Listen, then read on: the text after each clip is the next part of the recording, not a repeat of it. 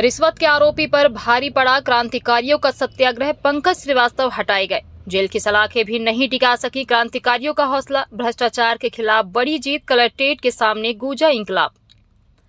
कहते हैं कि संकल्प के आगे सत्ता को भी झुकना पड़ता है। कुछ ऐसा ही नजारा देखने को मिला जब 80 साल के बुजुर्गों के अनिश्चितकालीन आंदोलन ने प्रशासन को अपना फैसला बदलने पर मजबूर कर दिया।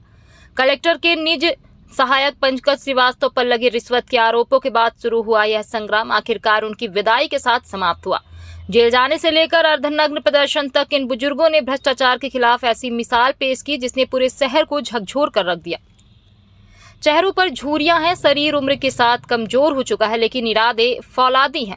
भ्रष्टाचार के खिलाफ 5 दिनों से जारी यह जंग आखिरकार जीत के मुकाम पर पहुंच गई। कलेक्टर संजय जैन के निज सहायक पंकज श्रीवास्तव, जिन पर महिला वार्डन से रिश्वत लेने के गंभीर आरोप थे, उन्हें प्रशासन ने हटाकर उनके मूल विभाग में वापस भेज दिया है। आंदोलन के 5वें दिन तब नया मोड़ आया जब एसडीएम राजेश मेहता खुद पत्र लेकर आंदोलनकारियों के बीच पहुंचे। पत्र में साफ लिखा था कि पंकज श्रीवास्तव की सेवाएं कलेक्ट्रेट से समाप्त कर उन्हें महाविद्यालय भेज दिया गया है। यह जीत उन बुजुर्गों की है जो कड़ाके ठंड और पुलिस की सख्ती के बाद भी तस से मस नहीं हुए। इस आंदोलन की सबसे बड़ी तस्वीर चौथे दिन देखने को मिली जब 70 से 80 साल के इन बुजुर्गों ने कलेक्ट्रेट की ओर कूच किया। पुलिस ने इन्हें 100 कदम पहले हिरासत में ले लिया, कोर्ट में पेश किया, लेकिन इन बुजुर्गों के हौसलों ने जमानत लेने से साफ इनकार कर दिया। बुजुर्गों की एक ही जिद थी, जेल मंजूर है लेकिन भ्रष्टाचार नहीं। आंदोलन में मुद्रिका प्रसाद त्रिपाठी और लालमणि त्रिपाठी जैसे नाम शामिल थे जो अन्ना हजारे के आंदोलन की तपिश झेल चुके हैं। जब बुजुर्ग जेल गए तो अखिलेश पांडे की अगुवाई में युवाओं ने कमान संभाल देर शाम जब जेल से रिहाई हुई तो शहर ने पलक पावड़े बिछा दी। समर्थकों की काफिले की रैली ने यह साबित कर दिया कि जब अनुभव और ऊर्जा साथ मिलते हैं तो प्रशासन को झुकना ही पड़ता है। महाविद्यालय का परिचारक है, उसको नियम विरुद्ध तरीके से कलेक्टर का ओएसडी बनाया गया है और उसके गेट पर लिखा है गोपनीय कक्ष प्रवेश वर्जित। न कलेक्टर के लिखा है न एसपी के। हमारे जिला पंचायत के सदस्य हैं लालमणि जी, जो कृत्य अंग्रेजों के समय नहीं हुआ वो हुआ। स्वामी जी ने आंदोलन के लिए लिखित दिया था। अंग्रेजों के टाइम आंदोलनकारियों का पंडाल नहीं उखाड़ा गया, उनका पंडाल उखाड़ दिया गया। आज चौथा दिन था। 3 दिन से 75 वर्ष के बुजुर्ग न्याय गांधीवादी तरीके से बैठे थे। इन्होंने मौलिक अधिकारों की हत्या करने का प्रयास किया है।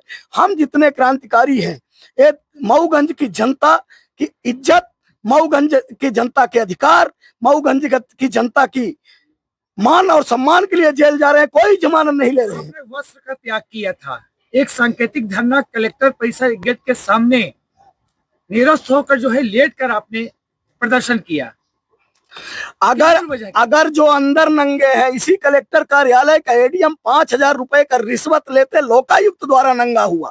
इसी कलेक्ट्रेट कार्यालय का चतुर्थ श्रेणी कर्मचारी प्रवेश वर्जित गोपनीय कक्ष, सरकारी कार्यालय गोपनीय कक्ष है।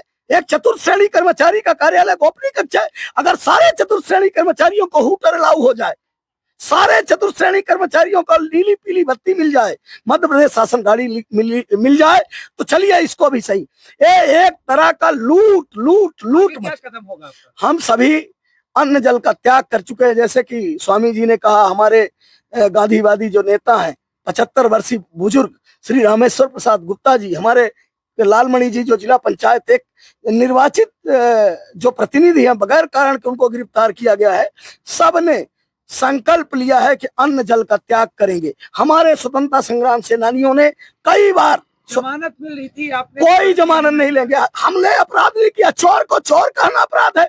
जिसके ऊपर अपराध पंजीबद्ध होना चाहिए, जिसको कलेक्ट्रेट से बाहर करना चाहिए, जो वहां बैठ के हमारे गरीबों को, हमारे किसानों को, हमारे अन्नदाता को, हमारे गांव से आने वाले गरीबों पे डकैती डाल रहा है, छोटे कर्मचारियों पे डकैती डाल रहा है, उस पे जहां चोरी का अपराध दर्ज होना चाहिए, अनैतिक उगाही का, अड़ीबाजी का अपराध होना चाहिए, उस पे नहीं हुआ। हम लोगों पे अपराधी को अपराधी कहने से, कल हमारे घर में आग लगे हो मैं बोलूं आग लगी है तो मेरे ऊपर 436, मेरे घर में डकैती हो मैं बोलूं डकैत तो मेरे ऊपर डकैती। जब हम लोगों ने कोई अपराध नहीं किया तो हम जमानत। कितने लोगों की गिरफ्तारी हुई? 8 लोगों ने गिरफ्तारी दी है। और अब देखिएगा कि जिस तरह से भगत सिंह के फांसी के बाद गांव-गांव से भगत सिंह निकले थे, अब गांव-गांव से भगत सिंह निकलेंगे। और हम सबने अन्न जल का त्याग कर दिया है। और